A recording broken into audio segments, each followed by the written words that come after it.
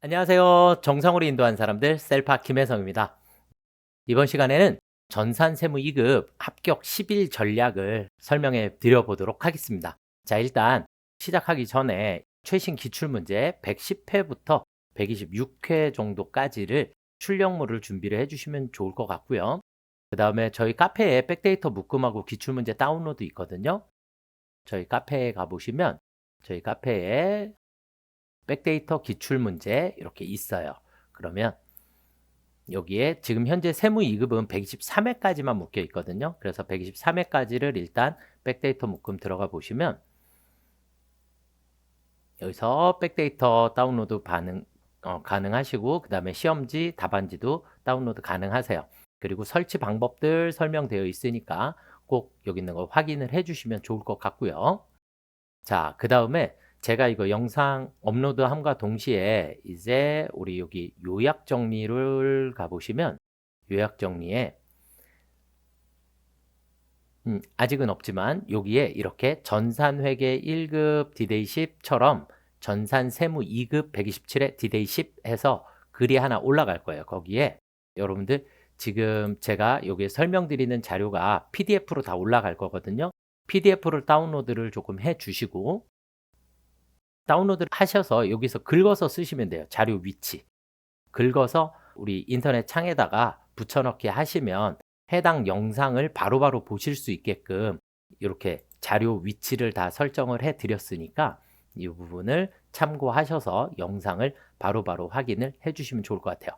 그래서 전산세무 2급은 개정세법 당연히 완전히 숙지하셔야지 되고 그 다음에 2026 K랩 업데이트 내용도 완전히 숙지를 다 하신 상태에서 시험 준비를 하셔야겠죠. 지금 이미 다 되어 있으셔야지 되는 상황이다라고 보여집니다.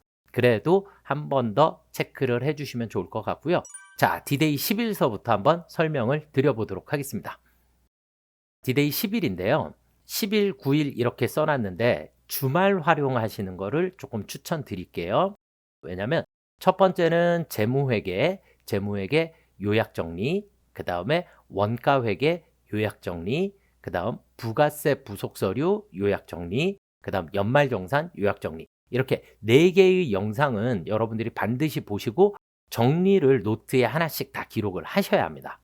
그래서 여러분들 걸로 일단 만들어 놓으셔야 시험을 조금 여유 있게 보실 수 있지 않을까. 그리고 이걸 제가 이 옆에 주말 활용을 추천드린다라는 얘기는 시간을 그만큼 많이 배분을 해 주셔야 하기 때문에 가급적이면 주말에 영상 천천히 보시면서 하나씩 하나씩 노트에다가 정리해 주시는 것을 추천드릴게요.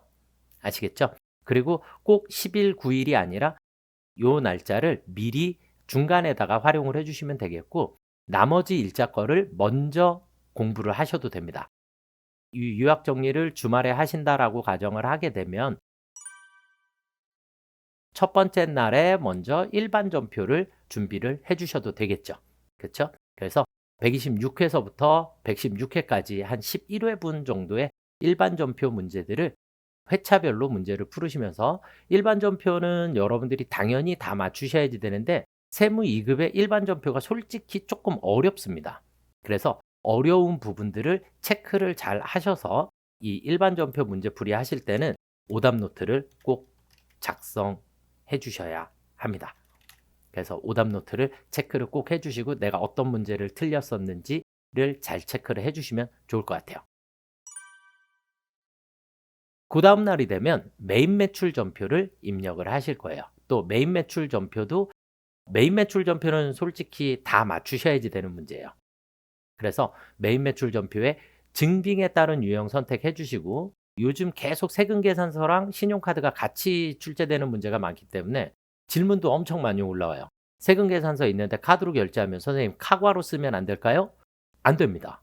세금 계산서가 무조건 1순위고 계산서가 두 번째 순서예요. 그러니까 계산서가 나와 있고 카드로 결제했다. 그래도 계산서를 우선순위로 쓰셔야 하기 때문에 면세를 쓰셔야 합니다. 그래서 과세와 면세가 일단 우선순위고 만약에 이런 게 없이 신용카드만 나와 있을 때 우리가 카과라든지 카면이라든지 이런 걸 활용을 해 주실 수 있게 되고요. 그 다음에 해당 날짜에 문제 풀고 남는 시간이 있으면 기출문제까지도 연습을 조금씩 해주시면 회차별로 준비를 해주시면 좋을 것 같고요. 지금 오늘이 목요일이니까 목금 이틀 정도 이렇게 일반 전표, 메인 매출 전표를 먼저 나가 주시고, 그리고 토일 다시 주말에 이렇게 재무회계, 원가회계, 부속서류, 연말정산을 연습을 조금 많이 해주시고, 그리고 기출문제 풀이도 같이 함께 해주시면 좋을 것 같아요.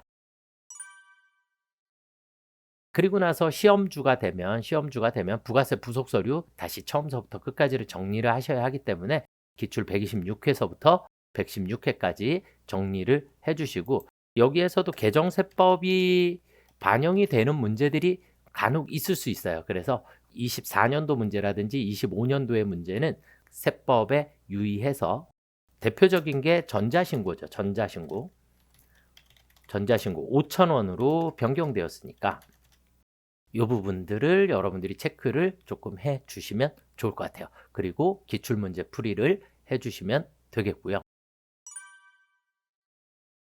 그리고 나서 결산인데, 결산 세무이급 정도면 저는 만점 맞으셔야 된다라고 생각을 합니다. 손익의 이연과 예상, 우리가 성급선수, 미수, 미지급은 당연히 정리되어 있어야 하고요. 그 다음 매도 가능 증권이나 외화 평가 같은 데서 실수하지 않도록 여러분들이 체크를 조금 더 세밀하게 해주시면 좋을 것 같아요. 그리고 난 다음에 사원 등록하고 급여 자료 입력을 하게 되는데, 사원 등록에 우리가 부양가족 등록할 때 개정세법 반드시 반영하셔야지 되니까 이 부분들을 여러분들이 기본적으로 부양가족 같은 경우에 입력을 하시다 보면 여러분들이 나이 제한, 소득 제한 이런 것들을 체크를 조금 잘 해 주셔야겠죠. 자, 그 다음에 급여 자료 입력을 하다 보면 소득세율이 바뀌었기 때문에 전체 소득세 금액은 소득세, 지방소득세 금액이 달라질 수 있거든요. 그러니까 기존 답과 여러분들이 화면에 입력한 답이 차이가 발생할 수 있어요. 그래서 여기에서 발생하는 차이는 그냥 무시하시고, 프로그램이 업데이트돼서 그런 거니까 차이는 무시하시고 그냥 문제를 계속 풀어주시면 될 것 같아요. 그리고 이제 디데이 3일 날 연말정산을 하셔야 되는데, 연말정산에서 개정세법 정말 중요합니다. 그래서 오히려 사원 등록보다는 이 연말정산의 개정세법을 모두 여러분들이 신경을 써주셔야 되고, 그 다음에 교육비에서 소득 제한이 폐지되었어요. 소득 제한이 폐지되었고, 대신에 직계존속의 교육비는 공제 대상이 아닙니다. 직계존속의 교육비는 공제 대상이 아닌 부분이고, 대신에 직계존속은 장애인 특수교육비만 공제 대상에 해당하니까, 그리고 거의 모든 교육비는 다 공제된다라고 보시면 될 것 같아요. 그러니까 소득 제한이 폐지가 됐기 때문에. 자, 그 다음에 만 9세 미만, 9세 미만 초등학생 예체능 학원비 공제 가능합니다. 공제가 가능하다. 그래서 9세 미만이다라고 하는 건 8세까지 가능한 거죠. 그렇죠? 그래서 8세라고 나와 있으면, 우리가 부양가족 등록할 때 8세라고 나와 있는 친구들에 대해서는 예체능 학원비가 공제가 가능하기 때문에 이 부분도 여러분들이 체크를 잘 해 주시면 좋을 것 같아요. 자, 그 다음은 이제 나머지 이틀인데, 이 영상을 늦게 보시는 분들도 계실 거니까 이렇게 디데이 2일 거를 조금 빼버리셔도 상관없지 않을까라고 생각을 합니다. 그래서 하루가 모자란다 라고 하시면 디데이 2일차를 조금 빼주시고 진행을 해주시면 좋을 것 같아요. 자, 그리고 시험 전날은 최근 기출문제 2개 회차 정도 풀어봐 주시고, 그 다음에 시험 전 유의사항 이런 것들은 여러분들이 반드시 체크를 조금 하셔야지 되니까.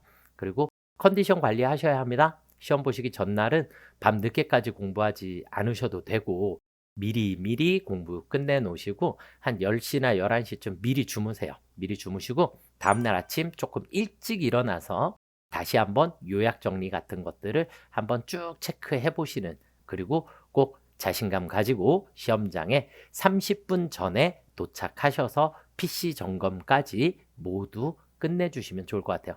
여기 이렇게 해서 영상에서 모두 다 설명을 또 다 해주고 있으니까 여러분들이 체크를 잘 해주시면 괜찮지 않을까라고 생각을 합니다.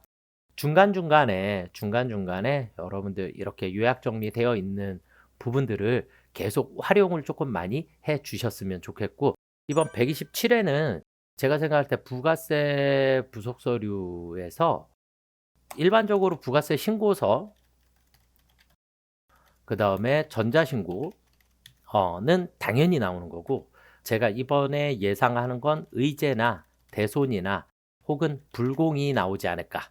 그러니까 공제받지 못할 매입세액이 조금 출제가 예상되지 않나 라고 생각이 조금 듭니다. 그래서 이런 부분들을 체크를 하셔서 준비를 조금 많이 해 주시면 좋을 것 같습니다. 저는 여러분들의 만점 합격을 기원하겠습니다. 지금까지 열심히 노력하셨으니까 충분히 시험장에서 큰 실수를 하지 않는다라고 생각을 하고 하나씩 잘 체크하시면서 문제 풀으시면 좋은 결과 있을 거다라고 기대합니다. 저는 여러분들의 만점 합격을 기원하겠습니다. 셀파 화이팅! 감사합니다.